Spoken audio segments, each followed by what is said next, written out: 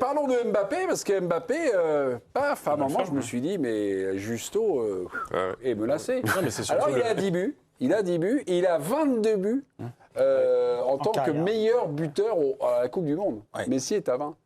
Est-ce que ce soir... 21. 21 22. 21 Mais si, Il a si réussi sa Messi Coupe fait du pas Monde. un triplé, Non, si non, Messi est-ce fait que pas ce triplé soir, en il a finale, marqué l'histoire du mondial là. Est-ce qu'il a écrit Peut-être une qu'il grande reviendra page? Est-ce qu'il a écrit une page importante? 22, on dit 22. Oui, mais on m'avait dit 22 lui et 21 Messi. Oui, d'accord. Ouais, Donc c'est pas bon pour l'Espagne. Oui. Ça va réveiller Messi. Mais Petit, est-ce qu'il a écrit ce soir une grande page de l'histoire de la Coupe Bah du oui. Monde? 10 buts. Si Messi ne met pas un triplé, parce qu'il sera ex aequo s'il en met Non, deux. doublé. Non, si Messi ne met pas un triplé, Mbappé Non, mais sera le juste- premier joueur de l'histoire du foot à être meilleur buteur de 2 compétitions différentes. C'est Non, il sera pas hallucinant. meilleur buteur, ce sera Messi. Ah non, non, oui, tu parles, Non. toi, tu parles de. Si Messi toi, ne tu met parles pas un de triplé. 7 Coupes du Voilà. Monde. Il en met 2. Non, non, S'il en met 2, ce sera égalité. Mais ils sont départagés Ah, par les pénaltys par les Ah. passes. Par les passes. Ah, par les Ils sont passes ex aequo, décisives. je crois. D'accord. pour- Bon, bah, si Je crois Messi qu'ils ne sont met pas. 4-4. Ouais, alors on reprend. Si Messi ne met pas un doublé, Mbappé a-t-il marqué l'histoire du mondial? Oui, Mais oui. ou non? Oui. Mais Voilà, oui. déjà. De ce mondial, Allez, sans faire. Ah oui, de ce mondial. ouais. du mondial. en Non, général. de ce mondial, de ce mondial. Alors 10 buts, marquer 10 buts, là encore, faut revenir Gerd à la Müller. Coupe du Monde 70. Gerd Müller. 10 buts, on a Gerd Jules Bomber. Fontaine tous les Coxis. 4 ans. Et puis Coxis, Ouais, le 54. Hongrois, Et Régis. Sandor Coxis, c'était 11 buts à la Coupe du Monde 54. C'est fort. Sinon, tous les meilleurs buteurs n'ont jamais marqué la dizaine. Oui. Voilà, c'était 8, c'était C'était 9, 9 c'était maximum, voilà, ouais. mais c'était jamais 10. Ouais. Ça pèse quand même. Bah, il rentre dans l'histoire là, à la fois ce soir et à la fois aussi des mondiaux en général. Ouais. Bah, le record, on attendra demain. Mais... Ouais. Bah oui, C'est même forcément, il plus marque ça l'histoire. d'ailleurs, moi je trouve. Oui. C'est plus l'œuvre sur 3 Coupes du Monde qui est colossale en fait. Parce que là, bon, ok, ce soir c'est très bien, il le marque, mais on l'a dit dans le match de la 3e place, etc. Justo, c'était 4 buts Bien contre sûr. les RFA. Hein. Bien sûr, on est Il d'accord. aurait pu en marquer 5, On est d'accord, avait marqué un mais penalty. sur moins de matchs, vous l'avez dit, c'était Six. sur 6 matchs, voilà. 6 matchs, je pense pas qu'il ait croisé beaucoup d'équipes comme l'Irak et tout. A priori, c'était à chaque fois quand même Régis, du lourd. il en fait une, 2 passes des soirs. Donc Ouais, ils sont ouais, égalité. ils sont ex aequo en passe D. Ah oui, c'est ça, donc c'est les pénaltys. Non, Parce que sur le site de la FIFA, ils départagent pas c'est pas départager les meilleurs buteurs. On est encore là-dessus. Ouais. Là, Ouais, il a réfléchi. Donc c'est Bah, comme vous m'avez pas laissé finir, j'ai fini. mais c'est pas grave. Si je on vous te ai laisse laissé souvent fi- pas finir, toi. Non, mais si je vous avais T'as pas dû avoir fini, un truc j'étais dans petit peu à dans ta côté, jeunesse, toi. Voilà, l'histoire, là, on dirait Colombo. Encore une petite question. Non, mais c'est Je suis arrivé ce matin, vous saviez même pas que ça n'était jamais été fait. Arrêtez, je suis en train de vous dire, ça n'a jamais été fait que le mec soit Mais quand c'est buteur de bien, 2 on n'a Coupes pas du besoin Monde. de tourner autour du pot. Vous dites là. non, est-ce qu'il a marqué l'histoire? On est en train de vous expliquer factuellement que oui, et vous dites mais non, on s'en fout des chiffres, est-ce qu'il a marqué l'histoire? Arrêtez là, on peut pas. C'est l'histoire de passe décisive. On aura un complément d'information dans quelques minutes. Non, mais c'est mon Quelle est la question? Quelle est la question? Oui, au final, je sais même plus. moi. C'est marqué l'histoire du monde. Voilà. Oui, bah oui, voilà. Mais oui, 22 buts en Coupe du Monde, il est number one et il est number one de la Coupe du Monde 2026. Et il n'a pas Après- fini. Hein. Oui, non, mais bien sûr. Et le nombre de buts aussi qu'il met, alors je pas la stat, mais dans les matchs à élimination directe, ça compte aussi. Parce que par exemple, il y a ils ne sont pas dans le même range forcément, mais par exemple, Cristiano Ronaldo qui a 10 ou 11 buts, je crois. Il en a mis un dans les matchs à élimination directe. Ça pèse aussi. C'est-à-dire que en carrière, oui, pardon. Quand tu fais ton beurre sur les matchs de poule, etc., c'est déjà bien, hein, c'est la Coupe du Monde et tout. Mais le vrai juge de paix, c'est les matchs à élimination directe. Et lui, Mbappé, je n'ai pas fait le compte, mais je pense qu'il a un ratio de ouf, quoi. N'est-ce pas, Félix? Non, parce qu'il y a. Je suis d'accord avec David. Quelques minutes. Ah, je peux pas. On parle Vous serez ensemble. méchants, mais après là. Bah évidemment. On est ensemble Il jusqu'à faut 3h bien du être matin. méchant à un moment donné. Bah oui, bah je suis. T'es trop gentil ce soir. Ouais, c'est vrai, ouais. Dans Là, j'arrive. quelques minutes, mes petits. On parle de Mbappé, méchant. À tout de suite. 10 buts pour Kylian Mbappé, qui est en lice pour terminer meilleur buteur de la Coupe du Monde, ce qui serait une première depuis Gerd Müller en 70 et 2 fois d'affilée, ce qui serait jamais réalisé par un buteur.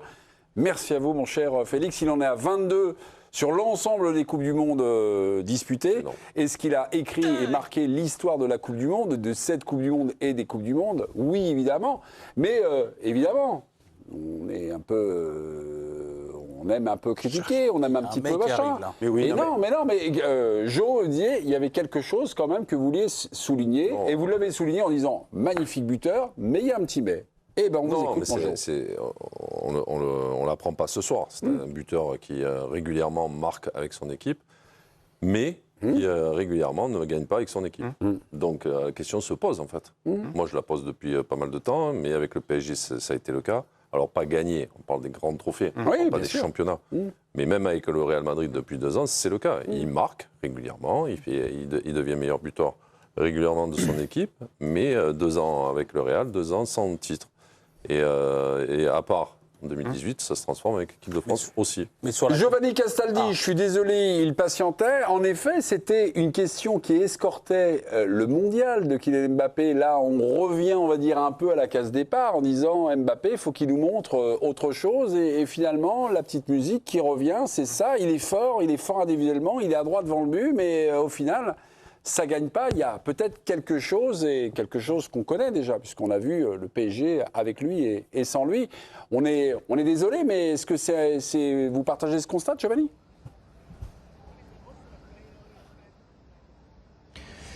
Bah, disons que moi j'étais quand même très sceptique et je m'en suis pas caché avant la Coupe du Monde. Hein.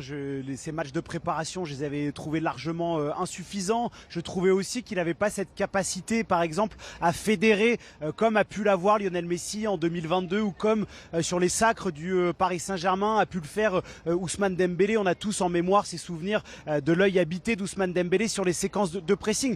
Autant sur cette Coupe du Monde là, voilà, il a été d'un niveau exceptionnel. Je trouve que dans le jeu par séquence, il a fait des choses où il a simplifié, il a pas forcé. Moi, j'aime pas quand il décroche, qui se prend pour Neymar ou qui se prend pour un autre. Je trouve qu'il a pas le jeu comme ça. Je l'ai revu faire des appels à vide, chose qu'il faisait pas. Maintenant, la question du leadership, et là, en fait, c'est factuel.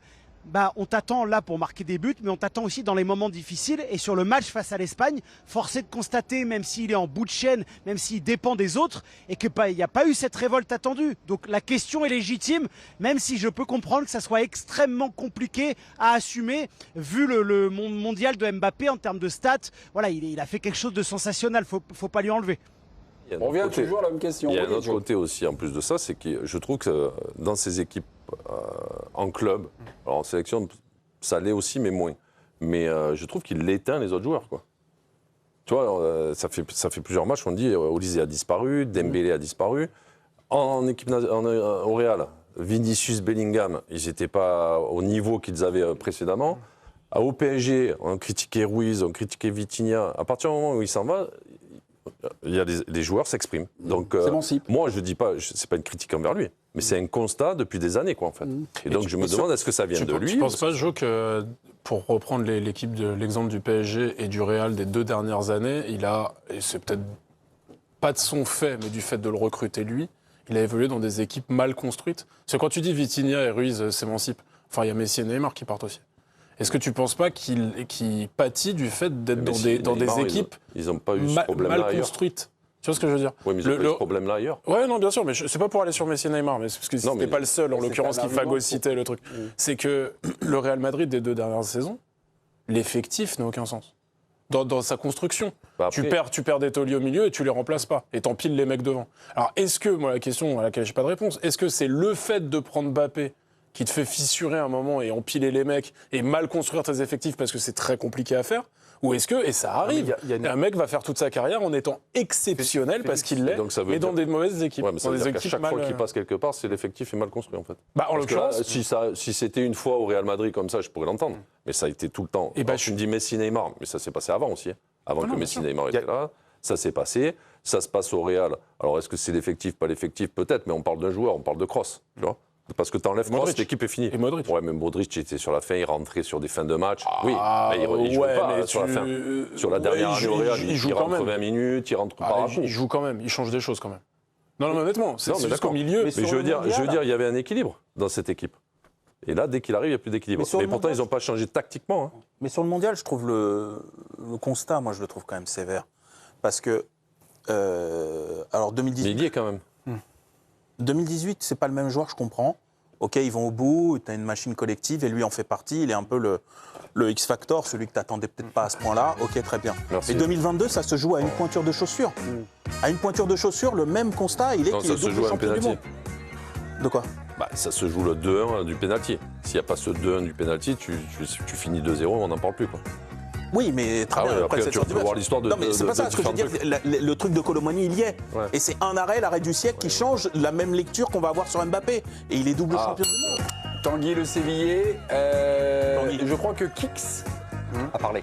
Kix a parlé. Eh oui, de ce classement des buteurs sur cette Coupe du Monde. On l'appelle même plus par son nom. Kylian Mbappé. Voilà, il a parlé de Lionel Messi qui marque tout le temps. Et demain, ce dimanche, il marquera, c'est sûr, en finale.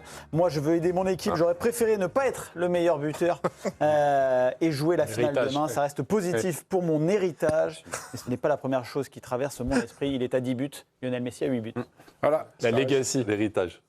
L'héritage de The Legacy. Vous vouliez reparler du Kix? Non, mais il faudra. Non, mais. Vous me dites, C'est comme les footballeurs, ils commencent toujours par un non. C'est un débat super intéressant et en même temps hyper clivant. Parce que tu te dis comment on peut ne pas se dire qu'un mec qui a ce talent, en tout cas sur cette deuxième période, ce qu'il nous offre. Comment on peut. En fait, la vraie question qui va se poser là-dedans, pour pouvoir regagner à nouveau avec l'équipe de France, c'est comment on fait avec lui. Est-ce qu'on refait ce qu'on a fait pendant un moment, c'est-à-dire comme avec Messi. Le chèque en blanc, quoi. Comme avec Messi, c'est-à-dire que, OK, on part du principe que ce garçon-là, on n'arrivera pas à le faire évoluer dans ce que demande le foot moderne, c'est-à-dire d'avoir un neuf qui travaille, mais qui travaille vraiment pour pouvoir gagner. Ça, c'est terminé, ça. Bah, Il y en a qui ont je sais pas. Peut-être que Zidane est capable de convaincre Mbappé de faire mieux. Parce que si donner ne serait-ce qu'un tout petit peu plus sur le jeu sans ballon. Vous l'avez vu là quand il est dans ces conditions, quand il demande dans la profondeur, quand il vient au jeu, quand il prend la... Putain, mais il est inarrêtable en fait. Donc s'il pouvait nous aider, ne serait-ce qu'un tout petit peu, quand à un moment donné l'équipe de France n'a pas le ballon, parce que notre grande faiblesse, c'est aujourd'hui on ne sait pas récupérer le ballon. On ne sait pas où le récupérer, comment le récupérer. Et d'ailleurs, on s'est fait trouer, il ne faut pas oublier que ce soir, on prend 6 buts. Mine de rien. On a passé une super soirée, mais on a pris 8 buts en 2 matchs. Donc, il va falloir se poser la question de est-ce que lui, on arrive à le convaincre de faire un tout petit peu plus, et dans ce cas-là, on va avoir une équipe de fous malades, et on sera quasi injouable. Soit, tu vas avoir le travail. Soit il faudra repartir sur un truc peut-être moins séduisant, avec mais plus de travailleurs autour de lui. Il n'y a que comme ça, à mon avis, que l'équipe de France peut regagner à nouveau. Mais c'est pour ça qu'on verra aussi, ça va être intéressant, le travail avec Mourinho au Real. Voir si Mourinho, parce que Mourinho a quand même eu tendance à piquer certaines stars de son équipe, Benzema, Ronaldo. Et Ronaldo, il n'a pas hésité. Donc on va voir si en le piquant, peut-être qu'il pourra faire un peu plus de ce que dit Ludo. Bon, on a l'occasion de suivre ça avec des conférences de presse qu'on attend. Giovanni Castaldi, vous êtes envoyé spécial, vous êtes depuis un mois et demi du côté des États-Unis. Mbappé, enfin je sais pas, je me présente, my name is Giovanni Castaldi, I'm French, et tout de suite on vous parle de Mbappé. J'ai l'impression que c'est cette histoire-là que vous allez nous raconter, non? Parle mieux, quand même. Oui.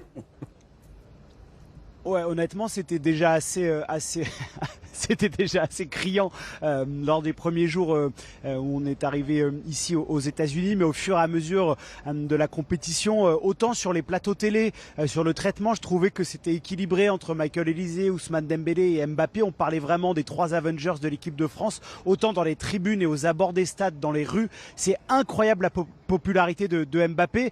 Sur la seconde période ici à Miami, lorsque Mbappé a marqué ce premier but, à chaque fois qu'il apparaissait sur les écrans géants, c'était pas que les Français, c'était vraiment 60-70% du stade qui acclamait son nom. Il est pour beaucoup, avec d'autres joueurs bien sûr, mais un symbole fort des Coupes du Monde. En fait, c'est un personnage de l'histoire de la Coupe du Monde et ça s'est confirmé ici sur un public qui est pas fan de foot, qui suit que les grands événements. C'est un personnage très très fort. On va dire le nom de Giovanni Castaldi à la cote également aux États-Unis. Elle n'est pas obligée de répondre. Castaldi à la conquête de l'Amérique. Bon, alors là, pas du tout, zéro pointé, Mémé. Okay. Rien du tout. Personne ne m'aime, c'est comme en France. Oh là là, voilà, c'est parti. Calimero. Oh, Giovanni. Il y a Marseille, quand même. Oui. Mais c'est vrai, sur ce que dit Gio par rapport à tout à l'heure, la question sur Quel âge? Lui, il a 5 ans, le mec. est-ce une légende de la Coupe du Monde, etc.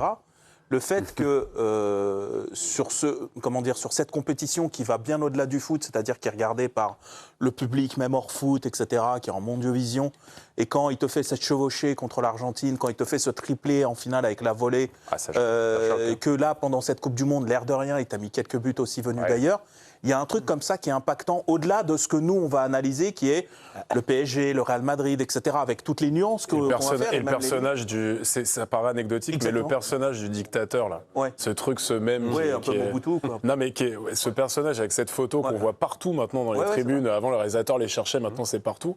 Alors déjà, je trouve que ça lui a servi. Ouais. Parce qu'avant, c'était un peu un inside de mec qui suivait le foot. De dire, ouais, c'est Mbappé qui est. Et maintenant que c'est devenu son perso, il a eu l'intelligence d'en rire et de se l'approprier.